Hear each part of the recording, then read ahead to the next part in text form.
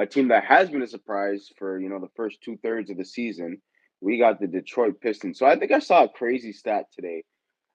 In the last 4 seasons, they were like 31 and 133 or something like that. Bro, they were what, the worst team in the East, what, or even the league, I think for 2 or 3 years or something like that. Yeah, yeah, because last year they were brutal. Remember, like they didn't win all of like November and December. Yeah, they And what then now what that's kind of 18 last Washington. year or something. Yeah, they won like 18 games or something. So I think I saw like 31 and one out of 133 games for the past like 3 seasons or 2 seasons.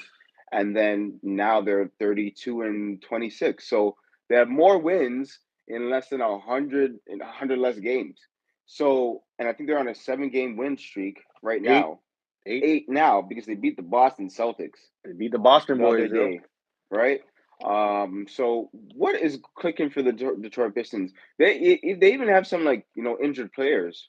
Because I believe Duran is playing, but then the Duran's other guy playing. It's Ivy, Jaden Ivy. Jaden Ivy, which Yeah, he yeah. was like hitting game winners before he got injured.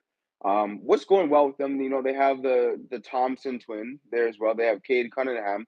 What is really going on in Detroit? Why they're winning so many ball games, and why the season is pretty much a 180 from last year? For me, I watched a few Piston games. I haven't watched a lot, but based on what I've seen, it's probably I'd probably contributed to coaching. Hmm. JV Biggerstaff has brought a different type of mentality there than Monty Williams. Don't forget, Monty Williams got fired after signing like a $70 million contract after one season, I Yeah. believe. That's Yep. crazy to me.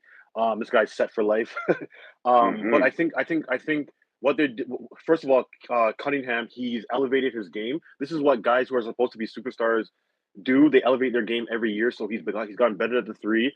The signings of the veterans like Tim Hardaway Jr. Yo, Malik Beasley is Beasley. shooting the Yep. ball like dog. He's taking tough shots, bro. He's not even taking like wide open shots.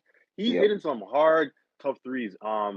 Tobias Harris, funny enough, everybody doesn't like him, Hmm. doesn't respect him, but he's doing his Whoa. his role. That's his thing. That's why he always gets paid because he does Yeah. his role. He doesn't do anything exceptional, right? Yeah. He's like, oh my god, but he does Yeah. enough for like the team to kind of stick together or whatever.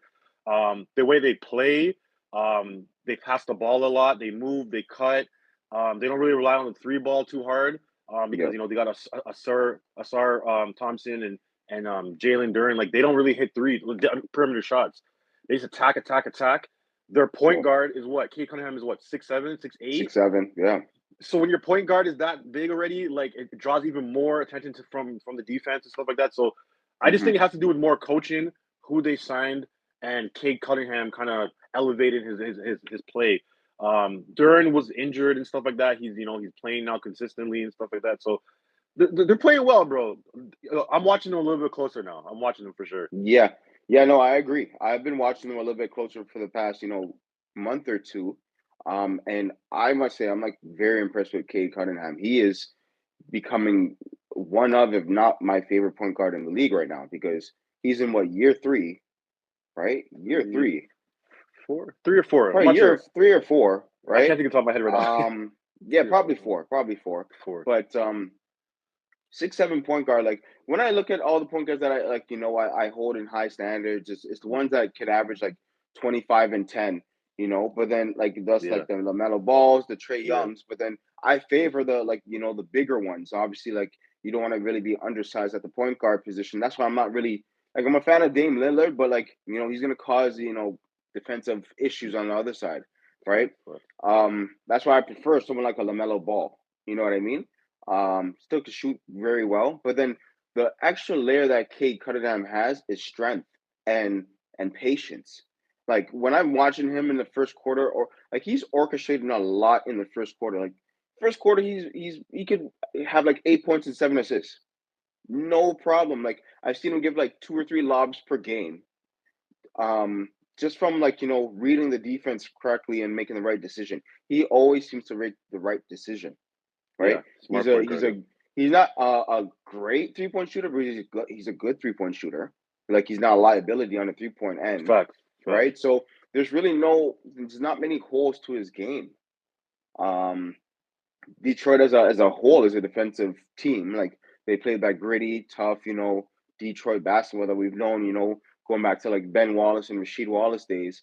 even further, like, the bad boy Pistons, right? So they've really embraced that Detroit Piston culture, and they're Facts. winning games. Like I'm interested to see where they go from here. They're probably like one or two moves away still.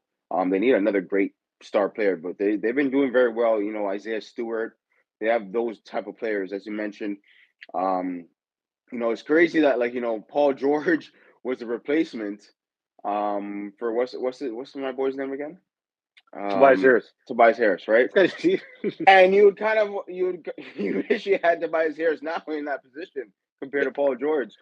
It's dog. You're not crazy. dog. You're not wrong. You see, you're not wrong. So, like yo, sometimes we overlook things. We're like, oh, Tobias Harris, like that, but he's pretty consistent. Yeah, I guess. yeah, I guess sometimes what happened, especially on the Sixers, is that because Joel Embiid will go down and stuff like that, you kind of like you look at him as one of the biggest contracts on the team, and you're like, well, yeah, if Joel goes down or Joel's compromised, then you should kind of elevate your game or help us, But nah, he's good at what he does, and he needs to be like a third or fourth option on a team where facts. there's no real Yeah, pressure on him, bro.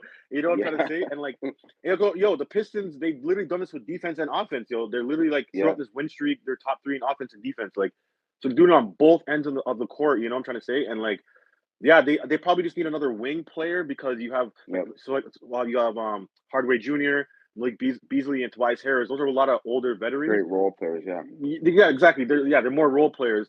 You need like a star. I don't know who that star could be, but you need a star to elevate them. But this quick 180 from last year to this year, or the last few years yeah, to this year, JB Biggerstaff has definitely got to. I doubt he'll win Coach of the Year, but he definitely should be like considered, like seriously considered, for Coach of the Year. yeah. No facts. So where do you see the Detroit Pistons going this year? Like it looks like they're going to make the playoffs. Are they, a second round tough knockout? Are they, going to flop in the first round, or do they, surprise the whole NBA?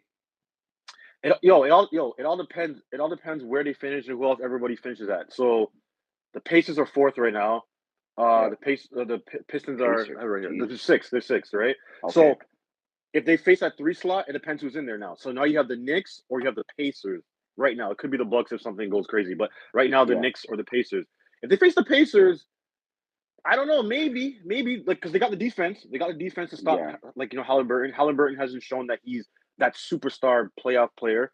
yeah, Pascal Siakam hasn't shown that he can lead a team. Pascal for me has always been a great number two, not a yeah, great number one.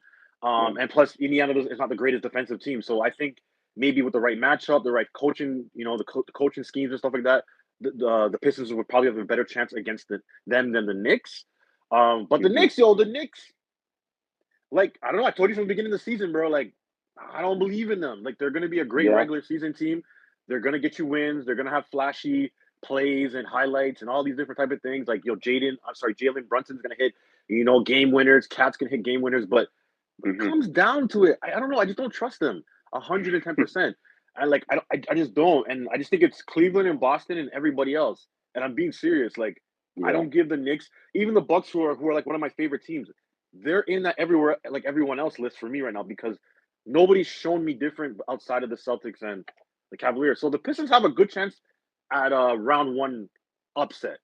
yeah, Outside of that, though, I don't think they're there yet because, as you mentioned, they need like another wing or like a proper like star to go aside. But Jaden Ivy, he's been injured, so hmm, we don't know what he can bring or what his game will elevate to in the future. So I don't know. It's yeah, it's it's it's a great team to watch moving forward for sure. yeah. Facts. No, I agree. I think if they get to second round and they run into Boston or Cleveland, then I think that's where it kind of ends for them. But a lot of progress made this year, and they definitely established themselves and put themselves in position for success in the future, at least next year. So we'll keep an eye on them for sure.